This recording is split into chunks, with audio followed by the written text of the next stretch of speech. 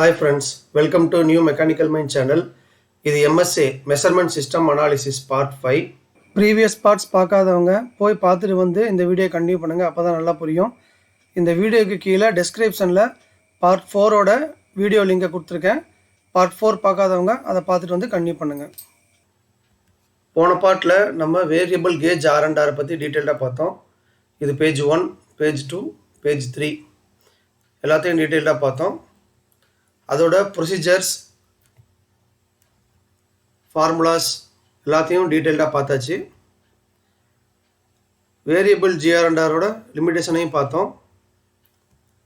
போன வீடியோவில் நம்ம variable GR&R average and range மெத்தடை பார்த்து முடிச்சிட்டோம். இந்த வீடியோவில் நம்ம ஆட்ரிபியூட் GR&R பற்றி பார்க்க போகிறோம். இதுக்கு ப்ரொசீஜர் இருக்குது. 3 appraiser, 50 parts, 1 parameter, 3 trials. அதாவது 3 appraiser, 50 part, 1 parameter, 3 trial, மொத்தம் 450 observations வரும். இதோட acceptance criteria பார்த்தீங்கன்னா kappa reference effectiveness, miss rate, false alarm rate, effectiveness rate, இந்த 4 இருக்குது. இந்த 4லையும் குட், ஆவரேஜ், நாட் அக்செப்டட்னு 3 கேட்டகரி இருக்குது. இப்போ கப்பா ரெஃபரன்ஸ் எஃபெக்டிவ்னஸ் குட் வரணும் அப்படின்னா greater than or equal to 90% இருக்கணும். மிஸ் ரேட் வந்து less than or equal to 2 இருக்கணும். False alarm rate less than or equal to 5 இருக்கணும். Effectiveness rate greater than or equal to 90% இருக்கணும். So இதெல்லாம் good கிரைட்டீரியாவோட condition. அடுத்து ஆவரேஜ் கிரைட்டீரியா. கப்பா ரெஃபரன்ஸ் அல்லது effectiveness வந்து greater than or equal to 80% and less than 90% இருந்துச்சுன்னா அது average. Miss rate வந்து less than or equal to 5 இருந்ததுன்னா average. False alarm rate less than or equal to 10 இருந்ததுன்னா average. Effectiveness rate வந்து greater than or equal to 80% and less than 90% இருந்துச்சுன்னா average. இது எல்லாமே average category. Next not accepted category. kappa reference effectiveness less than 80% இருந்துச்சுன்னா not accepted. miss rate greater than 5 இருந்ததுன்னா not accepted. false alarm rate greater than 10 இருந்ததுன்னா not accepted. effectiveness rate less than 80% இருந்துச்சுன்னா not accepted. இது எல்லாமே conditions for acceptance criteria.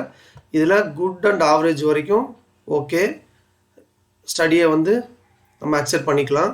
But not accepted வந்துச்சுன்னா அது not okay. முதல்ல kappa reference effectiveness, miss rate, false alarm rate இதை பற்றி பார்க்கலாம். அக்செப்டன்ஸ் க்ரைட்டீரியா அண்டு கண்டிஷன்ஸ் எல்லாம் பார்த்துட்டோம். இதில் லிஸ்ட் ஆஃப் க்ரைட்டீரியா பார்த்திங்கன்னா கப்பா ரெஃபரன்ஸ் எஃபெக்டிவ்னஸ் அப்படின்னு என்னன்னு தெரியலை. மிஸ் ரேட் அதுவும் தெரியலை. ஃபால்ஸ் அலாம் ரேட் அதை பற்றியும் தெரியாது. எஃபெக்டிவ்னஸ் ரேட்டை பற்றியும் நமக்கு தெரியாது. முதல்ல அதோட டெஃபினிஷன்ஸ் எல்லாத்தையும் பார்த்துடலாம். கப்பா ரெஃபரன்ஸ் ஆர் எஃபெக்டிவ்னஸ் அப்படின்னா it is a inter rater reliability used to indicate the degree of agreement of nominal assessments made by appraiser with respect to reference. அதாவது இது வந்து ஒரு அப்ரைசருக்கும் ரெஃபரன்ஸ், அந்த பார்ட் ரெஃபரன்ஸ், அந்த பார்ட் ஓகேவா என்ஜியா நம்ம சொல்லியிருப்போம்ல, அதுக்கும் உள்ள degree of agreement of nominal assessment ரெண்டுத்துக்கும் சேர்த்து பார்ட் ஓகேனா இவர் எவ்வளோ என்ஜின்னு சொல்கிறாரு, பார்ட் ஓகேனா இவர் எவ்வளோ ஓகே சொல்கிறாரு, அந்த ரெண்டுத்துக்கும் உள்ள நாமினல் அக்ரிமெண்ட் அதுதான் கப்பா ரெஃபரன்ஸ் அல்லது எஃபெக்டிவ்னஸ். ஓகே சொல்லியிருப்பார், ஓகேவா என்ஜி சொல்லியிருப்பார், என்ஜிஏ என்ஜின்னு சொல்லியிருப்பார், என்ஜிஏ ஓகேன்னு சொல்லியிருப்பார். இதுக்குள்ள அந்த பெர்சன்டேஜ் எவ்வளோ பெர்சன்டேஜ் இவர் வந்து அக்செப்ட் பண்ணுறாரு வித் ரெஸ்பெக்ட் டு ரெஃபரன்ஸ் அப்படிங்கிறது.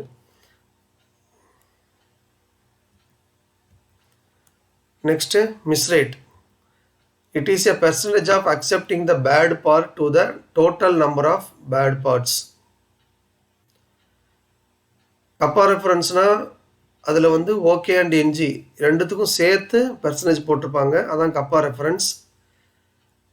அதுவே மிஸ் ரேட் அப்படின்னு பார்த்தீங்கன்னா வெறும் என்ஜி பாட்டை மட்டும் கவுண்ட் பண்ணி அந்த என்ஜி பாட்டு எத்தனை பாட்டு கொடுத்துருக்கோம் அதை எத்தனை தடவை அவர் ஓகே சொல்லியிருக்கார் அதுக்கு பெர்சன்டேஜ் போடுறது தான் miss rate. False alarm rate.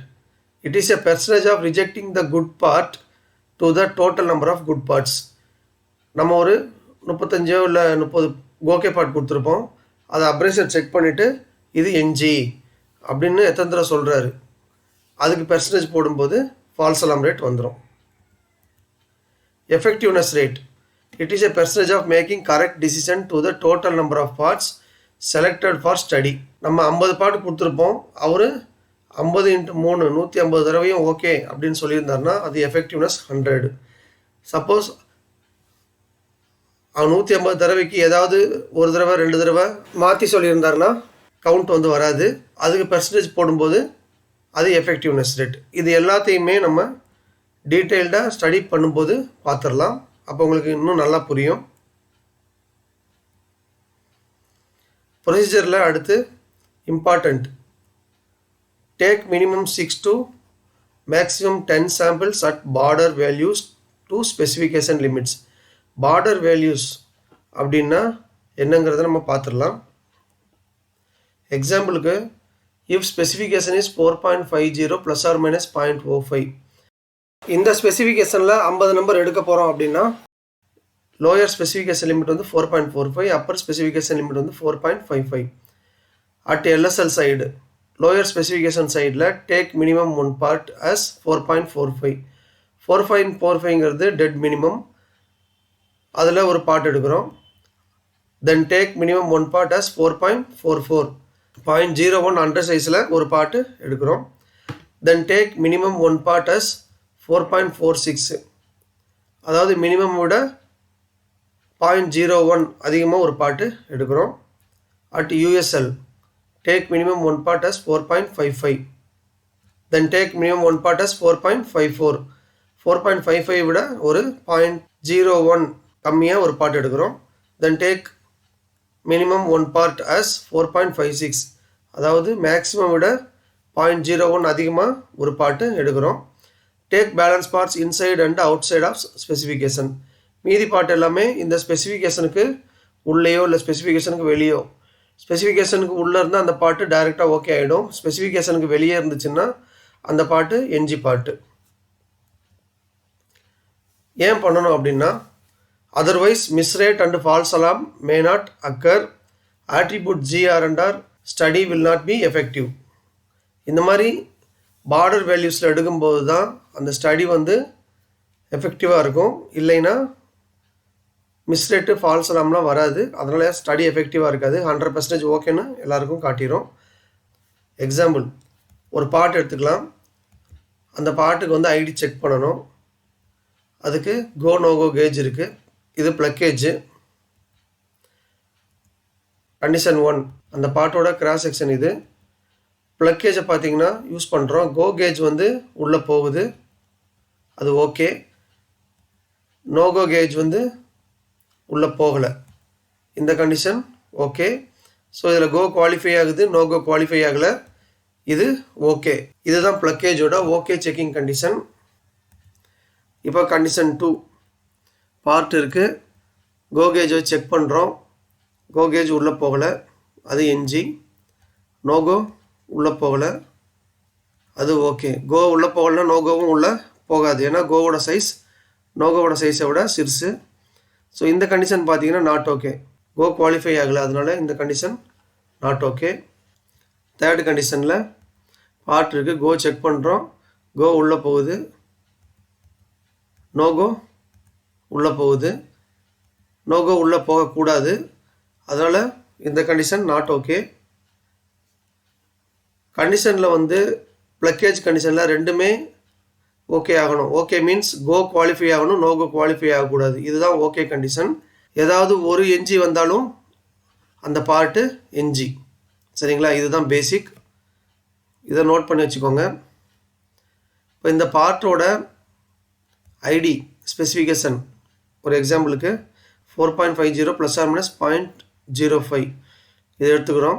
அதில் lower specification limit 4.45, upper specification limit 4.55. Gauge size எப்படி டிசைன் பண்ணுவாங்க அப்படின்னு பார்த்தீங்கன்னா, கோ வந்து 4.45 மினிமம், நோகோ வந்து 4.55 மேக்ஸிமமில் டிசைன் பண்ணுவாங்க. இதில் கான்ஃப்ளிக்ட்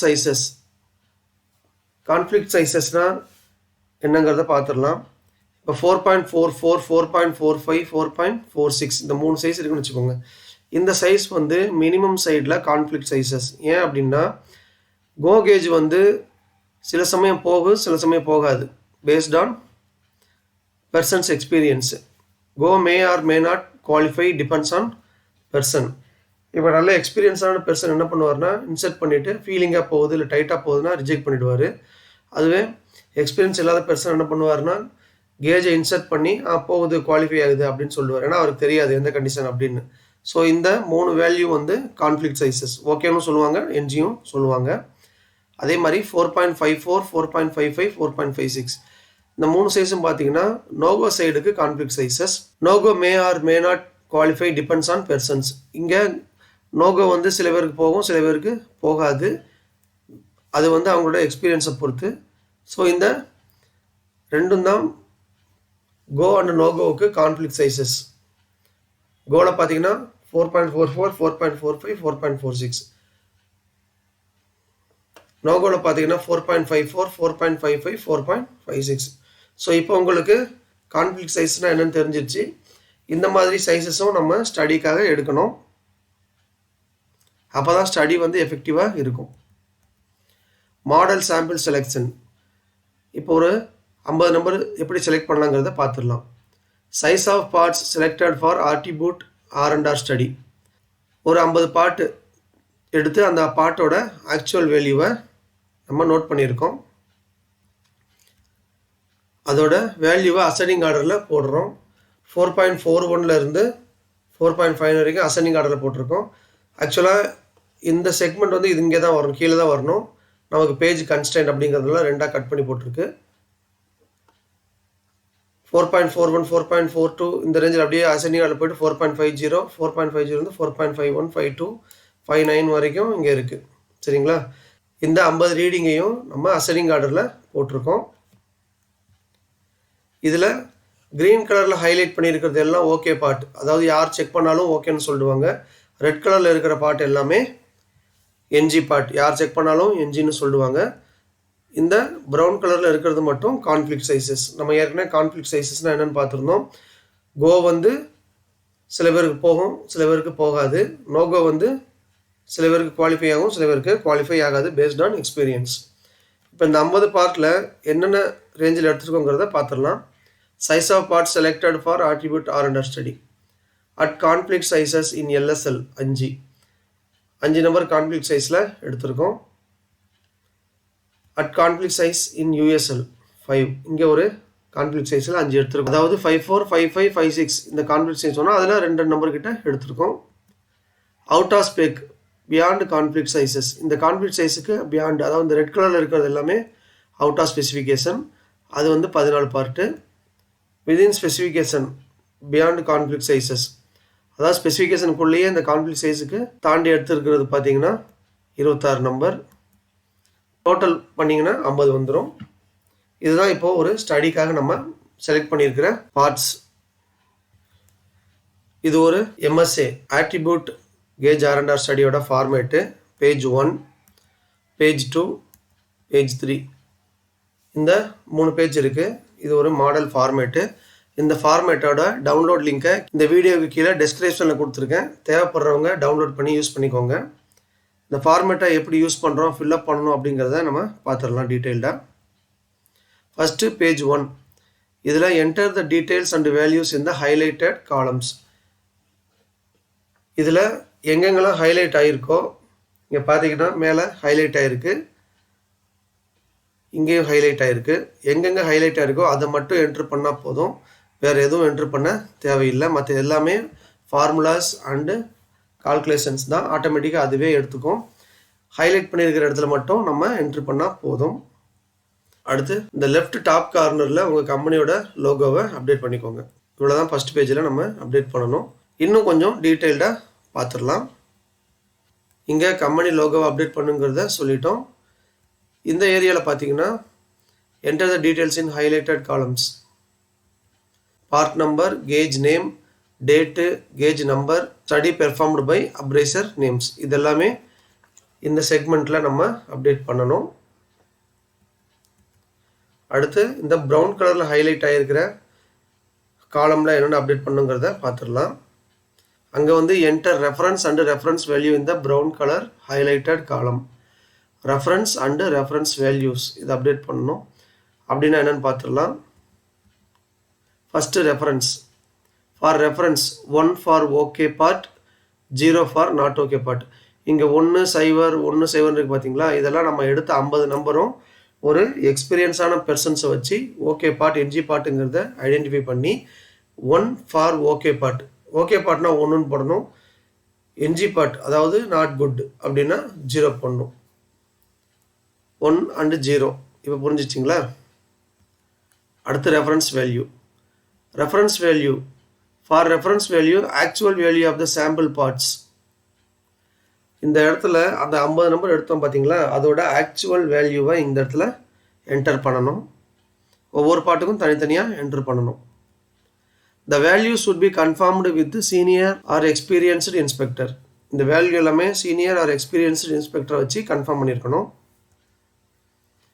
அடுத்து இந்த ஃபார்மேட்டில் இந்த செக்மெண்ட் பார்த்தீங்கன்னா enter appraisers observation in this column. அப்ரைசரோட ஆக்சுவல் அப்சர்வேஷன்ஸை என்டர் பண்ணணும். ஏ அப்ரைசர் 3 ரீடிங் எடுத்திருப்பாரு, பி அப்ரைசர் 3 ரீடிங் எடுத்திருப்பாரு, சி அப்ரைசர் 3 ரீடிங் எடுத்திருப்பாரு. அந்த ஆக்சுவல் அப்சர்வேஷன்ஸை அந்த அப்ரைசருக்கு நேராக அப்டேட் பண்ணிடணும். ஃபைனலாக கோடு. Code will come automatically based on appraiser's observation by comparing with parts original qualification. இந்த கோடு பார்த்தீங்கன்னா ஆட்டோமேட்டிக்காகவே வந்துடும். இது எப்படி வருது அப்படின்னா, இந்த அப்ரைசரோட ஆக்சுவல் அப்சர்வேஷனையும் இந்த ரெஃபரன்ஸையும் கன்ஃபார்ம் பண்ணி ஆட்டோமேட்டிக்காக அதுவே ஃபார்மேட்டே சொல்லிடும். Plus for accepted with total agreement for okay parts, minus rejected with total agreement for not okay parts, into வந்து டிஸ்அக்ரிமெண்ட். தெளிவாக சொல்கிறேன் பாருங்கள். இப்போ ப்ளஸ் வரணும் அப்படின்னா எல்லா அப்ரைசரும் இந்த ஓகே பார்ட்டை ஓகே அப்படின்னு சொல்லியிருந்தாங்கன்னா ப்ளஸ் வரும். மைனஸ் பார்த்திங்கன்னா இந்த நாட் ஓகே பார்ட்டை எல்லா அப்ரைசரும் நாட் ஓகே சொல்லியிருந்தால் மட்டும்தான் மைனஸ் வரும். எப்போ கிராஸ் சிம்பிள் வரும் அப்படின்னா, ஏதாவது ஒரு அப்ரைசர் ஒரு ட்ரையலில் என்ஜி பாட்டை ஓகேன்னு சொல்லியிருந்தாலோ இல்லை ஓகே பாட்டை என்ஜின்னு சொல்லியிருந்தாலோ போதும், அது கிராஸ் ஆகிடும். எல்லாருமே டோட்டலாக அக்ரி பண்ணியிருந்தால் மட்டும்தான் ஓகே பாட்டுக்கு ப்ளஸ் வரும், என்ஜி பாட்டுக்கு மைனஸ் வரும். ஏதாவது ஒரு ட்ரையலில் ஏதாவது ஒரு அப்ரைசர் மாற்றி சொல்லியிருந்தா கூட இங்கே கிராஸ் சிம்பிள் வந்துடும். இப்போ புரிஞ்சிச்சிங்களா இப்போது? ஸோ இதை நோட் பண்ணி வச்சுக்கோங்க. நம்ம ஃபஸ்ட் பேஜில் என்னென்ன அப்டேட் பண்ணுங்கிறத பார்த்துட்டோம். அடுத்து செகண்ட் பேஜ். செகண்ட் பேஜில் எதுவும் அப்டேட் பண்ணுறதுக்கு இல்லை. No update entry required in second page. ஏன் அப்படின்னா இது எல்லாமே வந்து கால்குலேஷன்ஸ் அண்ட் ஃபார்முலாஸ் ஆட்டோமேட்டிக்காக ஃபார்மேட்டு பார்த்துரும். தேர்ட் பேஜில் இந்த இடத்துல study conducted by approved by அந்த நேமோ இல்லை சைனோ அப்டேட் பண்ணி வச்சுக்கோங்க. Fill the name and sign in this column. இந்த 3 பேஜ் தான். இதில் first page, second page, third page print ப்ரிவியூவில் அந்த மாதிரி வரும். இதில் ஃபார்மேட் நம்பர் வந்து அப்டேட் பண்ணி வச்சுக்கோங்க. அது எங்கே இருக்குன்னா mention format number by editing footer entry in print option. இது பிரிண்ட் ஆப்ஷனுக்கு போயிட்டீங்கன்னா அங்கே ஹெட்டர் ஃபுட்டரில் போய் ஃபுட்டர் ஆப்ஷன் செலக்ட் பண்ணிங்கன்னா அதில் போய் நீங்கள் ஃபார்மேட் நம்பரை உங்களுக்கு கம்பெனிக்கு ஏற்ற மாதிரி அப்டேட் பண்ணி வச்சுக்கோங்க. இது பேஜ் 3. பேஜ் 3ல் இந்த இடத்துல ஆக்சுவல் ரிசல்ட்டோட summary, acceptance criteria and conclusion எல்லாம் இதில் இருக்கும். அதை கொஞ்சம் என்லார்ஜ் பண்ணி பார்க்கலாம். இது வந்து அக்செப்டன்ஸ் க்ரைட்டீரியா, இது சம்மரி ஆஃப் ரிசல்ட்டு, இது வந்து கன்க்ளூஷன், இது வந்து ஆக்ஷன் பிளான். அதாவது ஆவரேஜுக்கு கீழே ஏதாவது அப்ரைசர் சொல்லியிருந்தால் அந்த அப்ரைசருக்கு ட்ரைனிங் கொடுக்கணும். Appraiser A, B R C அப்படிங்கிறது ஆட்டோமேட்டிக்காக ஃபார்மேட்டை சொல்லிடும். ஆவரேஜுக்கும் கீழே போச்சுன்னா எந்த அப்ரைசர் ஆவரேஜ் கீழே போயிருக்காங்கிறத இங்கே மென்ஷன் பண்ணிடும். இதை பற்றி நம்ம டீட்டெயிலாக பார்க்கலாம். ஃபஸ்ட்டு நம்ம 50 சாம்பிள் எடுத்திருந்தோம், அதை மறுபடியும் இங்கே ரீகால் பண்ணுறோம். இந்த ஃபார்மேட் எடுத்துக்கிட்டோம். இந்த ஃபார்மேட்டில் ஃபஸ்ட்டு என்ன பண்ணுறோம் அப்படின்னா, first enter the reference and reference value of the selected part. நம்ம 50 பார்ட்டோட ரெஃபரன்ஸும் ரெஃபரன்ஸ் வேல்யூவையும் என்டர் பண்ணிட்டோம். Then conduct the study with 3 appraiser and note their distance. இப்போ 3 அப்ரைசரும் ஒவ்வொரு பாட்டுக்கும் 3 ரீடிங் கொடுத்துருப்பாங்க. அந்த ரீடிங்கை நோட் பண்ணி வச்சுக்கணும். அடுத்து என்டர் த அப்ரைசர்ஸ் டிசிஷன் இந்த ரிப்போர்ட். இந்த இடத்துல வந்து அப்ரைசரோட டிசிஷன் வந்து நம்ம என்டர் பண்ணிட்டோம். Code will be displayed automatically. இப்போ டிஸ்பிளே ஆகிற கோடை மட்டும் தான் நம்ம எடுத்துக்கணும். முதல்ல இருக்கிற கோடை எடுக்கக்கூடாது. ஏன்னா ஃபார்மேட்டில் இது வந்து ஃபார்முலாவில் இருக்கும். அதனால் இந்த ஆக்சுவல் அப்சர்வேஷன்ஸ் என்டர் பண்ணதுக்கு அப்புறம் தான் கோடை எடுத்துக்கணும், அதுக்கு முன்னாடி எடுக்கக்கூடாது. ஏற்கனவே சொன்ன மாதிரி plus for accepted with total agreement, minus for rejected with total agreement for not okay parts, cross வந்து டிஸ்அக்ரிமெண்ட். இது வந்து செகண்ட் பேஜ். செகண்ட் பேஜை பற்றி அப்புறமா பார்க்கலாம். தேர்ட் பேஜில் இந்த இடத்துல ஒரு பாக்ஸ் இருக்குது. இது என்னென்னா ஹைப்போதிசிஸ் டெஸ்ட்டோட ரிசல்ட்ஸ். இந்த ரிசல்ட்டை தான் ஃபஸ்ட்டு பார்க்கணும். This is the result of hypothesis test in cross tabulation method. Hypothesis test முதல்ல கண்டக்ட் பண்ணணும். ஏன் அப்படின்னா எடுக்கிற ஸ்டடி வந்து கரெக்டாக இருக்கா இல்லையா அப்படிங்கிறத கன்ஃபார்ம் பண்ணுறதுக்காக ஹைப்போதிசிஸ் டெஸ்ட் பண்ணணும். ஹைப்போதிசிஸ் டெஸ்ட்டில் வந்து நிறைய மெத்தட் இருக்குது. அதில் இது வந்து கிராஸ் டேபுலேஷன் மெத்தடில் யூஸ் பண்ணி ரிசல்ட் வந்திருக்கு. அது என்னங்கிறத நம்ம அடுத்து பார்க்கலாம். This analysis is necessary to determine if there are any differences among appraisers. இதில் பார்த்தீங்கன்னா ஏபி, பிசி, சிஏ இந்த மாதிரி 3 வேல்யூஸ் இருக்குது. 2 அப்ரைசராக ஜாயின் பண்ணி கப்பா வேல்யூ பார்த்துருக்கு. அதாவது இது பேராக எடுக்கும்போது ஏதாவது ஒரு பேருக்கு ப்ராப்ளம் வருதா, டிஃப்ரென்ஸ் ரொம்ப அதிகமாக வருதுங்கிறத கன்க்ளூட் பண்ணுறதுக்காக, ஏன்னா அப்போ தான் அந்த ஸ்டடி கரெக்டாக இருக்கா இல்லையாங்கிறதுக்காக கன்ஃபார்ம் பண்ணுறதுக்காக ஹைப்போதிசிஸ் டெஸ்ட் பண்ணுவாங்க. ஃபஸ்ட்டு இதுதான் பண்ணணும். In general, kappa value more than 0.75 will indicate good to excellent agreement. இப்போ 2 அப்ரைசருக்கும் 0.75க்கு மேலே வந்துச்சுன்னா அந்த ஸ்டடி வந்து நல்ல ஸ்டடி ஆர் எக்ஸலண்ட் அக்ரிமெண்ட். 0.75க்கு மேலே வரணும். ஹைப்போதிசிஸ் டெஸ்ட்டில் ரிசல்ட் வந்து 0.75க்கு மேலே வரணும். இங்கே 0.9, 0.86, 0.85 வந்திருக்கு. இது ஓகே தான். அடுத்து இந்த இடத்துல பார்த்தீங்கன்னா கப்பா வேல்யூ இருக்குது. அப்ரைசருக்கும் ரெஃபரன்ஸுக்கும் எடுத்த வேல்யூ. அடுத்து மிஸ்ரேட் வேல்யூ இங்கே இருக்குது. ஃபால்ஸ் அலாம் ரேட்டோட வேல்யூஸ் இங்கே இருக்குது. எஃபெக்ட்னஸ் ஆஃப் அப்ரைசர்ஸோட வேல்யூ இங்கே இருக்குது. இந்த 4 தான் நமக்கு அக்செப்டன்ஸ் கிரைட்டீரியாவுக்கு தேவையான கிரிட்டிக்கல் வேல்யூஸ். இந்த 4ஓட சம்மரி எங்கே மென்ஷன் ஆகிருக்குங்கிறத பார்த்துடலாம். இந்த இடத்துல கீழே இருக்க ஏற்கனவே பார்த்த மாதிரி கப்பா reference, miss rate, false alarm rate, effectiveness rate, இதோட வேல்யூஸ் எல்லாமே இங்கே இருக்குது. இதை எப்படி நம்ம கால்குலேட் பண்ணுறோம் அப்படிங்கிறத ஃபர்தராக பார்ப்போம். இது செகண்ட் பேஜ். செகண்ட் பேஜில் ஃபஸ்ட் இருக்கிறது ஹைப்போதிசிஸ் டெஸ்ட், அதாவது ஆட்ரிபியூட் ஸ்டடி கப்பா கால்குலேஷன் விதின் அப்ரைசர் பேர். அதாவது 2 அப்ரைசரை பேர் பண்ணி அவங்களுக்குள்ள எவ்வளவு கப்பா வேல்யூ வருதுங்கிறத பார்க்குறது. கீழே இருக்கிற கால்குலேஷன் சேம் கப்பா கால்குலேஷன் தான். பட் இதில் இண்டிவிஜுவல் அப்ரைசர் வித் ரெஃபரன்ஸ், நம்ம ரெஃபரன்ஸ் சொல்லியிருந்தோம்ல, இந்த பாட்டு ஓகே, இந்த பாட்டு என்ஜி அப்படின்னு, அந்த ரெஃபரன்ஸுக்கும் ஒவ்வொரு அப்ரைசருக்கும் பேர் பண்ணி எடுக்கிறது இந்த இடத்துல கப்பா ரெஃபரன்ஸ். இதை எப்படி கால்குலேட் பண்ணணும் அப்படிங்கிறத பார்த்துடலாம். செகண்ட் பேஜில் ஃபஸ்ட்டு இதை எடுத்துக்கலாம். இது பார்த்தீங்கன்னா AB cross tabulation hypothesis test AB அப்ரைசருக்கு எடுக்கிறோம். இது கப்பா கால்குலேஷனோட formula P0 minus PE divided by 1 minus PE. இதில் P0ங்கிறது sum of observed proportions in the diagonal cells. PEங்கிறது sum of expected proportions in the diagonal cells. Kappa is equal to P0 minus PE by 1 minus PE. இது formula. இதை இன்னும் நம்ம டீட்டெயிலாக பார்த்துடலாம். இப்போ வேல்யூஸ் எல்லாம் என்ட்ரு பண்ணியாச்சு. இதில் இந்த ஹைலைட் பண்ணியிருக்கிறது என்ன அப்படின்னு பார்த்தீங்கன்னா 0, 0, அதாவது அப்ரைசர் ஏவும் என்ஜின் சொல்கிறாரு, அப்ரைசர் பியும் என்ஜின் சொல்கிறாரு. 2 பேரும் 0, 0 அப்படின்னு மியூச்சுவலாக அக்ரி பண்ணிக்கிட்டது டோட்டலாக 59 தடவை. அதாவது இங்கே அப்ரேசர் ஏ வந்து எதெல்லாம் என்ஜின் சொன்னாரோ அதே அப்ரேசர் பியும் பார்த்தீங்கன்னா என்ஜின் சொல்லியிருப்பார். இதை கவுண்ட் பண்ணிங்கன்னா டோட்டலாக 59 வரும். அந்த கவுண்ட்டை என்ன பண்ணியிருக்கோன்னா அப்ரேசர் ஏ 0 அப்ரேசர் பி 0க்கு இங்கே போட்டாச்சு. நெக்ஸ்ட்டு இவர் எதெல்லாம் ஓகே சொன்னாரோ இவரும் ஓகே சொல்லியிருக்காரு. அதை அப்படியே கவுண்ட் பண்ணோம் அப்படின்னா 84 தடவை சொல்லியிருக்காங்க 2 பேரும்.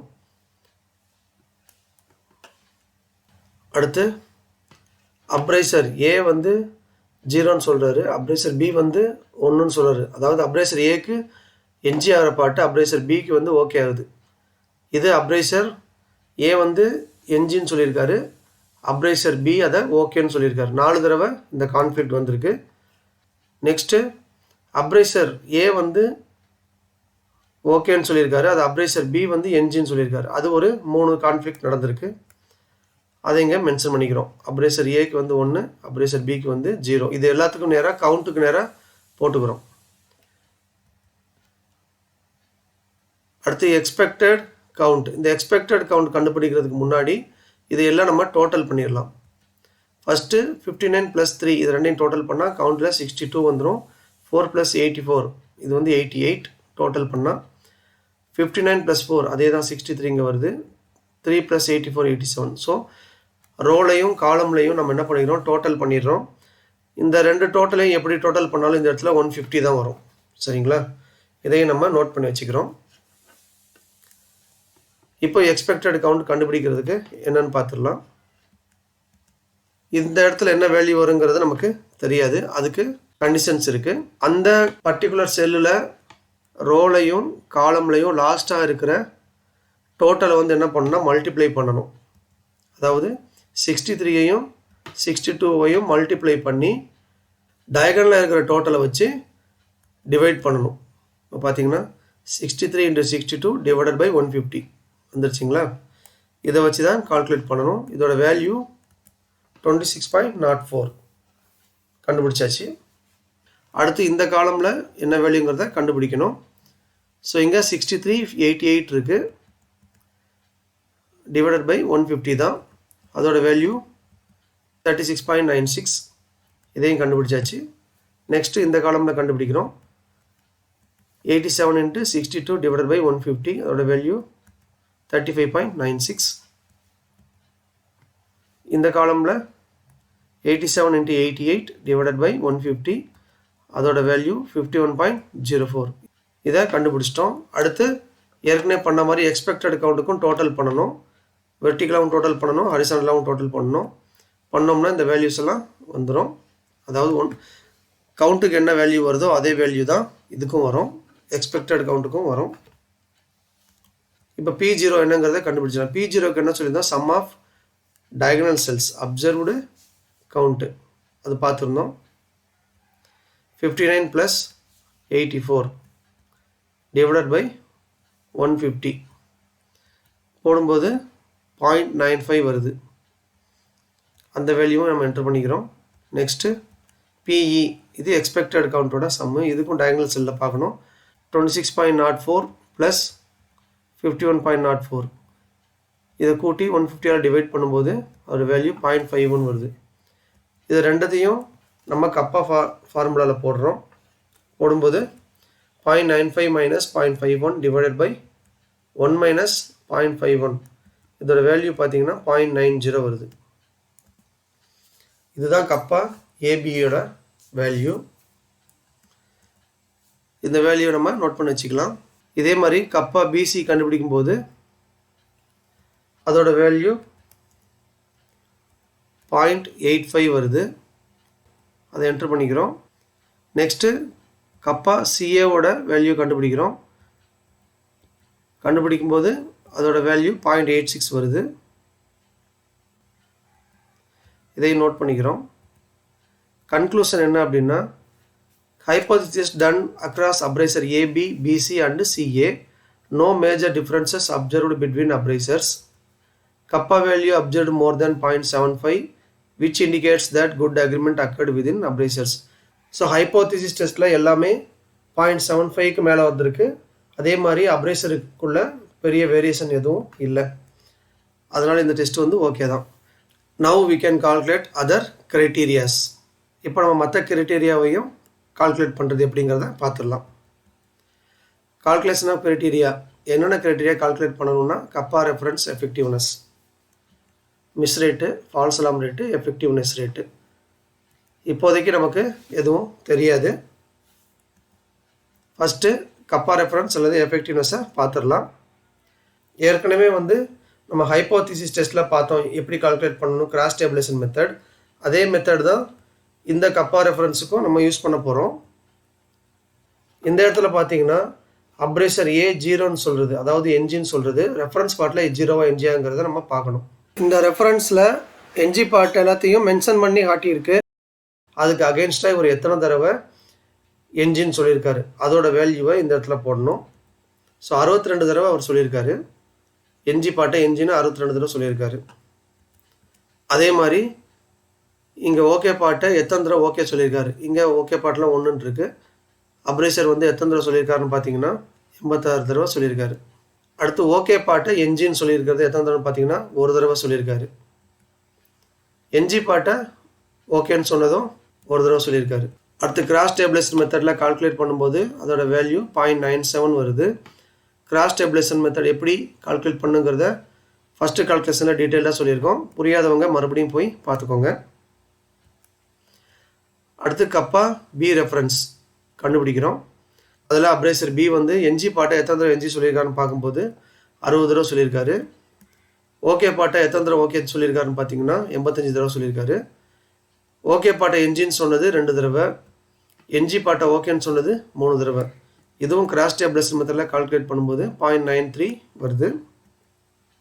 அடுத்து கப்பா சி ரெஃபரன்ஸ் பார்க்கும்போது அப்ரேசர் சி என்ஜி பாட்டை எத்தனை தடவை என்ஜின்னு சொல்லியிருக்காருன்னா 60 தடவை சொல்லியிருக்காரு. ஓகே பாட்டை எத்தனை தடவை ஓகே சொல்லியிருக்காருன்னா 82 தடவை சொல்லியிருக்காரு. ஓகே பாட்டை என்ஜின்னு சொன்னது 5 தடவை, என்ஜி பாட்டை ஓகேன்னு சொன்னது 3 தடவை. இதுக்கு கால்குலேஷன் பண்ணும்போது 0.89 வருது. இந்த மூணையும் நம்ம டேப்லெட் பண்ணும்போது 97.26, 93.14, 89.10. ஆக்சுவலாக அங்கே நம்ம கண்டுபிடிச்சது எல்லாமே டெசிமல் பாயிண்ட்ஸ். அதை பெர்சன்டேஜில் கன்வெர்ட் பண்ணும்போது இந்த வேல்யூ வருது. இது ஆட்டோமேட்டிக்காக ஃபார்மேட்லேயே வந்துடும். பட் எப்படி கால்குலேட் பண்ணுங்கிறது மட்டும் நம்ம இப்போ பார்த்துட்ருக்கோம். இப்போ கப்பா ரெஃபரன்ஸ் எஃபெக்ட்னஸ் கண்டுபிடிச்சாச்சு. மிஸ் ரேட் கண்டுபிடிக்க போகிறோம். Miss rate appraiser A. Miss rate is equal to number of times accepting a bad part divided by total number of opportunities to accept a bad part into 100. இதுதான் formula. இது common formula for all appraiser. இதில் total number of opportunities to accept a bad part என்னன்னு தெரியாது. Number of times accepting a bad part appraiser A எத்தனை தடவை accept பண்ணாருங்கிறது நமக்கு இப்போது தெரியாது. வாங்க ஃபார்மேட்டில் பார்க்கலாம். இது பார்த்தீங்கன்னா ரெஃபரன்ஸில் எத்தனை நம்பர் என்ஜின் சொல்லியிருக்கோம் அதை கால்குலேட் பண்ணி இங்கே போடுறோம். டோட்டல் நம்பர் ஆஃப் டைம்ஸ் இருக்குது, 21 பார்ட் இருக்குது. ஆப்பர்ச்சுனிட்டிஸ் பார்த்தீங்கன்னா இந்த இடத்துல ஆப்ரேசர் ஏக்கு 3 சான்ஸ் இருக்குது. ஒரு பார்ட்டுக்கு 3 ட்ரையல் இருக்குது. அதனால் 21 × 3 ஆப்பர்ச்சுனிட்டிஸ் அவருக்கு இருக்குது. என்ஜி பார்ட்டை ஓகேன்னு சொல்கிறதுக்கு அதை நோட் பண்ணிக்கோங்க. Number of times accepting a bad part அவர் ஆக்சுவலாக எத்தனை தடவை சொல்லியிருக்காருன்னு பார்த்தீங்கன்னா ஒரே ஒரு தடவை சொல்லியிருக்காரு. என்ஜி பாட்டை ஓகேன்னு ஒரே ஒரு தடவை தான் சொல்லியிருக்காரு. ஸோ அதனால் இது 1 தான். இந்த வேல்யூவை ஃபார்முலாவில் போடும்போது 1 டிவைடட் பை 21 × 3 × 100. ஸோ வேல்யூ 1.59% வந்திருக்கு. மிஸ் ரேட் ஃபார் அப்ரேசர் ஏ. இதே மாதிரி அப்ரேசர் பிக்கு கண்டுபிடிக்கும் போது அவருக்கும் அதே ஆப்பர்ச்சுனிட்டி தான். ஏன்னா ஆப்பர்ச்சுனிட்டிஸ் மாறாது. இவர் எத்தனை தடவை அக்செப்ட் பண்ணியிருக்காரு ஓகே பண்ணியிருக்காரு அப்படின்னா 3 தடவை. அந்த வேல்யூவை ஃபார்முலாவில் போடும்போது 3 divided by 21 × 3 × 100 is equal to 4.76. ஆக்சுவலாக இந்த 21 × 3 63 அப்படின்னு நீங்கள் மென்ஷன் பண்ணிக்கலாம். பட் உங்களுக்கு புரியணுங்கிறதுக்காக எக்ஸ்பென்ஷன்லேயே வச்சுருக்கு. அடுத்து மிஸ் ரேட் அப்ரேசர் சி. அவருக்கு அதே ஃபார்முலா தான். ஆப்பர்ச்சுனிட்டிஸும் அதே 21 × 3 தான். ஆனால் இவர் எத்தனை தடவை அக்செப்ட் பண்ணியிருக்காரு அப்படின்னா இவரும் 3 தடவை அக்செப்ட் பண்ணியிருக்காரு. ஸோ ஃபார்முலாவில் போடும்போது 3 divided by 21 × 3 × 100 is equal to 4.76. இவருக்கும் அதே வேல்யூ தான் வருது.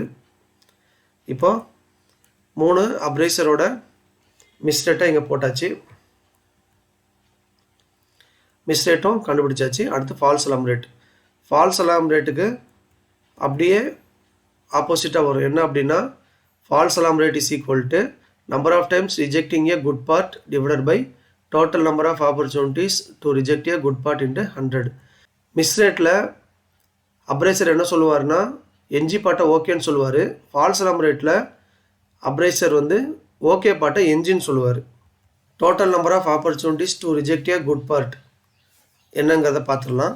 இப்போது இந்த ஸ்டடியில் 29 ஓகே பார்ட் இருக்குது, அதை மென்ஷன் பண்ணியிருக்கோம்.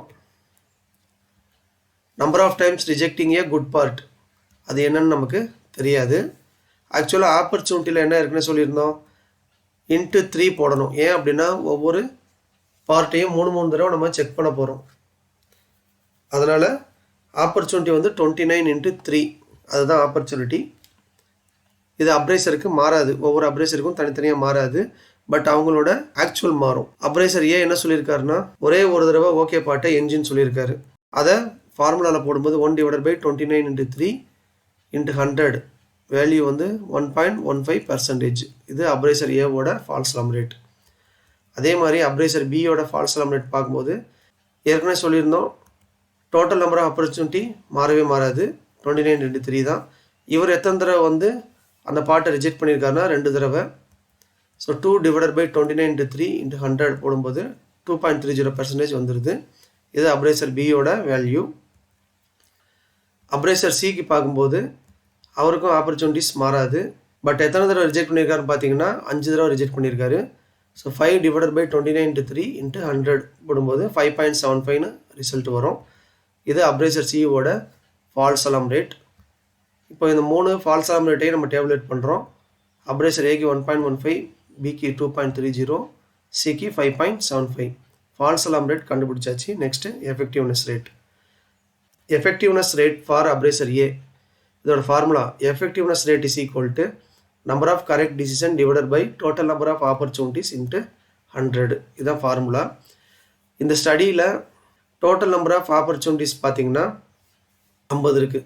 50 மீன்ஸ் 50 பாட்டு எடுத்துருக்கோம். அந்த 50 பாட்டையும் ஓகே பாட்டை ஓகேன்னு சொல்லணும், என்ஜி பாட்டை என்ஜின்னு சொல்லணும். அதுதான் கரெக்ட் டிசிஷன். சரிங்களா? So total number of opportunities 50 இருக்குது. நம்பர் ஆஃப் கரெக்ட் டிசிஷன்ஸ் என்னன்னு தெரியாது. அப்ரைசர் ஏக்கு வந்து 50 ஆப்பர்ச்சுனிட்டி இருக்குது. அதாவது 3 தடவையும் அவர் ஓகே அப்படின்னு சொன்னால் மட்டும்தான் அது கரெக்ட் டிசிஷன். ஏதாவது ஒரு தடவை என்ஜி பாட்டை ஓகேன்னு சொல்லிட்டாலோ இல்லை ஓகே பாட்டை என்ஜின்னு சொல்லிட்டாலோ அது கரெக்ட் டிசிஷன் கிடையாது. ஒரு கரெக்ட் டிசிஷன் அப்படிங்கிறது 3 ட்ரையல்லையும் ஓகே, 3 ட்ரையல்லையும் என்ஜி அப்படின்னு சொல்கிறது தான் ஒரு கரெக்ட் டிசிஷன். சரிங்களா? இவர் 48 தடவை சொல்லியிருக்காரு. 48 தடவை 3 ட்ரையல்லையும் கரெக்டாக சொல்லியிருக்காரு. 2 தடவை பார்த்தீங்கன்னா தப்பாக சொல்லியிருக்காரு. அதாவது 1-0-0, 1-1-0ன்னு இருக்குது. அதனால் இந்த 2 டிசிஷன் கரெக்ட் கிடையாது. 48 தடவை கரெக்டாக சொல்லியிருக்காரு. இந்த ஃபார்முலாவில் போடும்போது 48/50 இன்ட்டு 100 வந்து 96%. இது அப்ரைசர் ஏவோட எஃபெக்டிவ்னஸ் ரேட்டு. அப்ரைசர் பியோட எஃபெக்டிவ்னஸ் ரேட் பார்க்கும்போது அவர் எத்தனை தடவை கரெக்டாக டிசிஷன் எடுத்திருக்காருன்னா 45 தடவை கரெக்டாக டிசிஷன் எடுத்திருக்காரு. ஸோ அதை ஃபார்முலாவில் போடும்போது 45/50 90%. அப்ரைசர் சியோட எஃபெக்டிவ்னஸ் ரேட் பார்க்கும்போது அவர் எத்தனை தடவை கரெக்டாக சொல்லியிருக்காருன்னு பார்த்தீங்கன்னா 44 தடவை கரெக்டாக சொல்லியிருக்காரு. அது ஃபார்முலாவில் போடும்போது 88% வருது. இந்த 3 வேல்யூவையும் டேப்லெட் பண்ணும்போது அப்ரைசர் ஏவோட எஃபெக்டிவ்னஸ் ரேட்டு 96, அப்ரைசர் பியோட எஃபெக்டிவ்னஸ் ரேட் 90, அப்ரைசர் சியோட எஃபெக்டிவ்னஸ் ரேட் பார்த்தீங்கன்னா 88. இப்போ எஃபெக்டிவ்னஸ் ரேட்டும் கண்டுபிடிச்சாச்சு. எல்லா க்ரைட்டீரியாவையும் நம்ம கண்டுபிடிச்சிட்டோம். அடுத்து அக்செப்டன்ஸ் க்ரைட்டீரியாவோட கம்பேர் பண்ணணும். ஸோ இந்த பக்கம் நம்ம எடுத்த சம்மரி ஆஃப் ரிசல்ட், இது அக்செப்டன்ஸ் க்ரைட்டீரியா. இதை பேஸ் பண்ணி ஒவ்வொரு அப்ரைசருக்கும் என்னென்னு பார்க்கும்போது அப்ரைசர் ஏ எல்லாத்துலேயும் குட்டு, அப்ரைசர் பி மிஸ் ரேட்டில் மட்டும் 2 விட அதிகமாக சொல்லியிருக்காரு, அதனால் ஆவரேஜ். மற்றெல்லாம் அவர் குட்டாக தான் சொல்லியிருக்காரு. அதாவது அந்த குட்டோட க்ரைட்டீரியாவில் இருக்குது. அப்ரைசர் சி எல்லாத்துலேயுமே ஆவரேஜ் தான். ஏன் அப்படின்னா அவரோட க்ரைட்டீரியா ஆவரேஜுக்கு தான் மேட்ச் ஆகுது. இதை கம்பேர் பண்ணி பார்த்துக்கோங்க. இதுதான் conclusion. This attribute R&R study is accepted. ஏன் அக்செப்டட்னா ஆவரேஜ் அண்டு குட் இந்த கண்டிஷனில் தான் எல்லா அப்ரைசருக்கும் வந்திருக்கு. யாருக்குமே நாட் அக்செப்டடுங்கிறது வரல. அதனால் இந்த ஸ்டடி அக்செப்டட். சப்போஸ் ஏதாவது ஒரு அப்ரைசருக்கு நாட் அக்செப்டட் வந்திருந்ததுன்னா அந்த அப்ரைசருக்கு நல்லா ட்ரைனிங் கொடுத்துட்டு மறுபடியும் ஸ்டடியை கண்டக்ட் பண்ணி அவருக்கு மினிமம் ஆவரேஜ் இல்லது குட் வர்ற வரைக்கும் அந்த ஸ்டடியை கண்டக்ட் பண்ணணும். இந்த ஸ்டடியில் no further training is required to appraisers. எல்லா அப்ரைசருக்கும் ஆவரேஜ் அண்டு குட் ரிசல்ட் வந்ததுனால எந்த ஒரு அப்ரைசருக்கும் ட்ரைனிங் தேவையில்லை. இது ஏற்கனவே சொன்னோம். சப்போஸ் நாட் அக்செப்ட் வந்ததுன்னா அந்த அப்ரைசருக்கு வந்து ட்ரைனிங் கொடுக்கணும். சரிங்களா? இதுவும் நம்ம ஏற்கனவே சொல்லியாச்சு. இந்த ஸ்டடியை பொறுத்த வரைக்கும் ஓகே தான். இந்த ஆவரேஜ் ஆர் குட் ரிசல்ட் வர்ற வரைக்கும் நம்ம ஸ்டடியை கண்டக்ட் பண்ணணும். அந்த இன்ஸ்பெக்டரை ஆவரேஜ் ஆர் குட் ரிசல்ட் கொடுக்குற வரைக்கும் நம்ம ரெகுலர் பார்ட் இன்ஸ்பெக்ஷனுக்கு யூஸ் பண்ணக்கூடாது. ஆட்ரிபியூட் GR&R ஸ்டடியில் 3வது பேஜில் இந்த இடத்துல தான் ரிசல்ட் சம்மரி இருக்கும், அக்செப்டன்ஸ் க்ரைட்டீரியா இருக்கும், அதோட கன்க்ளூஷன் இருக்கும். இதெல்லாம் நம்ம டீட்டெயிலாக இப்போ நமக்கு தெரிஞ்சிருச்சு, புரியவும் செஞ்சிருச்சு. ஏதாவது ஒரு அப்ரைசர் நாட் அக்செப்டட் க்ரைட்டீரியா கொடுத்துருந்தாங்கன்னா அந்த அப்ரைசரோட பேர் வந்து அதாவது அந்த அப்ரைசர் ஏவா பியா சியாங்கிறது இந்த இடத்துல ஆட்டோமேட்டிக்காக டிஸ்பிளே ஆகிடும். சரிங்களா? ஃபார்மேட்டே சொல்லிடும். Attribute GR&R limitations. இப்போ எக்ஸாம்பிள் பார்த்துடலாம். NG வந்துச்சுன்னா எப்படி இங்கே டிஸ்பிளே ஆகும் அப்படிங்கிறத. இது ஒரு எக்ஸாம்பிள் ட்ரையல். இந்த ட்ரையலில் பார்த்தீங்கன்னா 7.94 மிஸ்ரேட் வந்திருக்கு. யாருக்குன்னா அப்ரைசர் ஏக்கு. அது வந்து மிஸ்ரேட்டோட not accepted criteria greater then 5ல் வந்திருக்கு. அதனால அவரோட பேர் இங்கே ஆட்டோமேட்டிக்காக வந்துடும். அப்ரைசர் ஏக்கு வந்து ட்ரைனிங் இஸ் ரெக்வயர்டு அப்படின்னு இங்கே வந்துடும். இன்னொரு ட்ரையலில் பார்த்தீங்கன்னா ஃபால்ஸ் அலாம் ரேட் 10.34 வந்திருக்கு. இது false alarm rate not accepted greater than 10 அதிகம். அதனால் அந்த அப்ரைசர் யாருன்னு பார்க்கும்போது பி வந்திருக்கு. அந்த அப்ரைசரோட பேர் இங்கே வந்துருச்சு பாருங்கள். Training record for the appraiser B. 3வது ட்ரையலில் பார்த்தீங்கன்னா எல்லாமே நாட் அக்செப்டட் க்ரைட்டீரியா இருக்குது. அது யாருன்னு பார்த்தீங்கன்னா அப்ரைசர் சி. அப்ரைசர் சியோட பேர் இங்கே வந்துருச்சு, ஆட்டோமேட்டிக்காக வந்திருக்கு பாருங்கள். ஸோ நாட் அக்செப்டட்னா இப்படி தான் ஆட்டோமேட்டிக்காக ஃபார்மேட்டே சொல்லிவிடும் எந்த அப்ரைசருக்கு ட்ரைனிங் ரெக்வயர்டுன்னு. ஒருத்தருக்கா 2 பேருக்காங்கிறதையும் ஆட்டோமேட்டிக்காக அதுவே சொல்லிவிடும். நம்ம ஹைலைட் பண்ணியிருக்கிற ஃபஸ்ட் பேஜில் மட்டும் ரீடிங் என்டர் பண்ணால் போதும், ஏற்கனவே சொன்ன மாதிரி. இதுதான் குட் கண்டிஷன். நம்ம இப்போ ஒரு ஸ்டடி கண்டக்ட் பண்ணோம்ல, அந்த ஸ்டடியில் எல்லாமே ஓகே ஆகுது. இங்கே பார்த்தீங்கன்னா எந்த அப்ரைசரோட பேரும் இங்கே இந்த இடத்துல இல்லை. தட் மீன்ஸ் இந்த ஸ்டடி வந்து ஓகே. ஃபார்மேட்டில் ஃபஸ்ட் பேஜில் இந்த இடத்துல part detail, gauge detail, appraiser டீட்டெயிலை நம்ம அப்டேட் பண்ணியிருக்கோம். இது வந்து reference value. 1 for okay part, 0 for not okay part. இது பார்ட்டோட ஆக்சுவல் வேல்யூ என்டர் பண்ணுறோம். இந்த இடத்துல கோடு வந்துடும். Plus for total agreement okay part, minus for total agreement not okay parts. Cross simple வந்து டிஸ்அக்ரிமெண்ட்.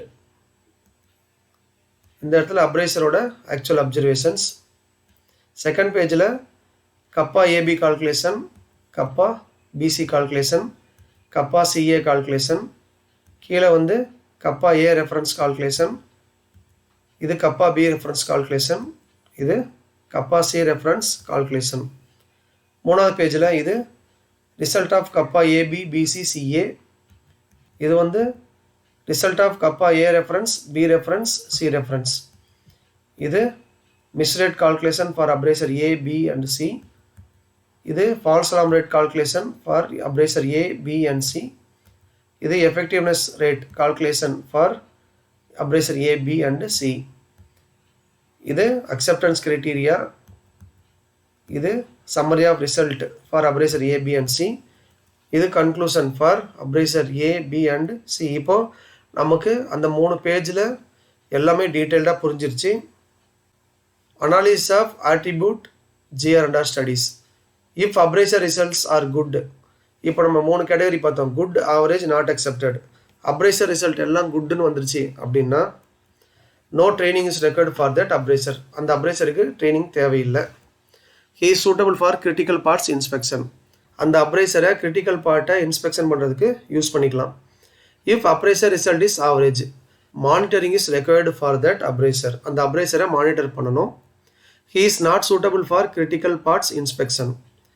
அவர் வந்து கிரிட்டிக்கல் பார்ட்ஸ் இன்ஸ்பெக்ஷன் பண்ணுறதுக்கு இப்போதைக்கு சூட்டபிள் கிடையாது. ஏன் அப்படின்னா அவர் ஏதாவது தப்பு பண்ணிடுவார். Can be used for non critical parts inspection. Non critical பார்ட்டை செக் பண்ணுறதுக்கு யூஸ் பண்ணிக்கலாம். If appraiser result is not accepted, appraiser வந்து நாட் அக்செப்டட் ரிசல்ட் கொடுத்துருக்காருன்னா training and monitoring is required for that appraiser. அந்த அப்ரைசருக்கு ட்ரைனிங் கொடுக்கணும், அப்புறம் அவரை மானிட்டர் பண்ணணும். That appraiser is not suitable for parts inspection. அவர் எந்த ஒரு பார்ட்டும் செக் பண்ணக்கூடாது. செக் பண்ணார்னா அவரை தாண்டி போயிடலாம். ஏன்னா ஓகே பாட்டை என்ஜி சொல்லலாம், என்ஜி பாட்டை ஓகே சொல்லிடலாம். அதனால் அந்த அப்ரைசரை நம்ம பார்ட் இன்ஸ்பெக்ஷனுக்கு யூஸ் பண்ணவே கூடாது. He should give the good or average result in consecutive studies before starting regular inspection. அவருக்கு ஃபர்தராக ஸ்டடி கண்டக்ட் பண்ணி அவர் குட் இல்லைன்னா ஆவரேஜுங்கிற ரிசல்ட் கொடுக்குற வரைக்கும் எந்த ஒரு பார்ட் இன்ஸ்பெக்ஷன் பண்ணுறதுக்கு அலோவ் பண்ணக்கூடாது. இதுதான் அனாலிசிஸ் ஆஃப் ஆட்ரிபியூட் ஜிஆர்&ஆர் study. Okay friends, MSA measurement system analysis part 5 video இதோட முடியுது. இந்த வீடியோ உங்களுக்கு பிடிச்சிருந்ததுன்னா லைக் பண்ணுங்கள், உங்கள் ஃப்ரெண்ட்ஸ் எல்லாத்துக்கும் ஷேர் பண்ணுங்கள். உங்களுக்கு டவுட்ஸ் இல்லை கமெண்ட்ஸ் ஏதாவது இருந்ததுன்னா அதை கமெண்ட் செக்ஷனில் போடுங்க. இது வரைக்கும் நம்ம சேனலை சப்ஸ்கிரைப் பண்ணாதவங்க சப்ஸ்கிரைப் பண்ணிக்கோங்க. கூடவே பெல் ஐக்கான் பட்டனையும் ப்ரெஸ் பண்ணிக்கோங்க. அப்போ தான் வீடியோ அப்லோட் பண்ண உடனே உங்களுக்கு நோட்டிஃபிகேஷன்ஸில் உடனே வரும். மறுபடியும் அடுத்த வீடியோவில் மீட் பண்ணலாம். தேங்க்யூ.